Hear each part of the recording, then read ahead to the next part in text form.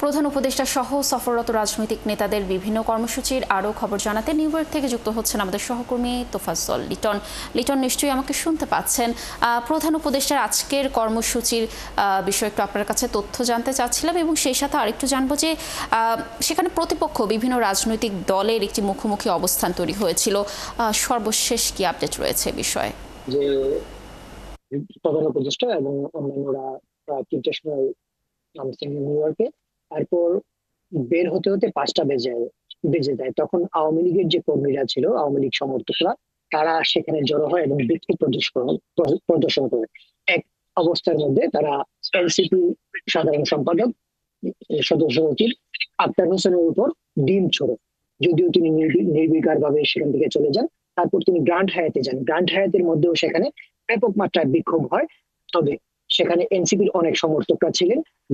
রাস্তার দুই পাশে, হোটেলের এক পাশে এনসিপি সমর্থকরা এবং অন্য পাশে আওয়ামী লীগ সমর্থকরা ব্যাপক একদল আরেক দলের বিপক্ষে স্লোগান দিয়ে থাকেন।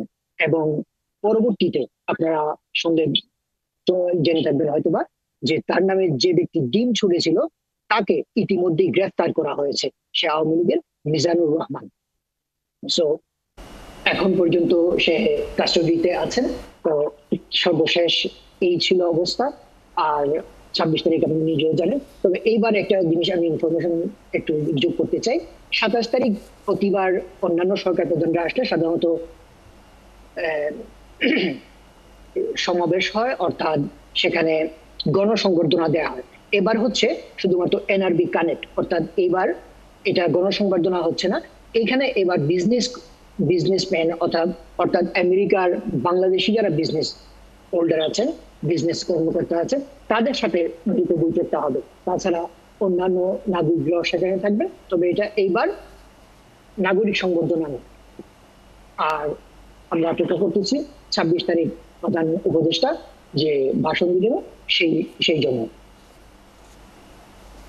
লিটন, ধন্যবাদ আমাদের সাথে যুক্ত থাকার জন্য। নিশ্চয়ই প্রধান উপদেষ্টার সফরের আরও তথ্য আমরা আপনার মাধ্যমে দর্শকদেরকে জানাতে পারবো। দর্শক, যুক্ত ছিলেন আমাদের সহকর্মী তোফাজ্জল লিটন।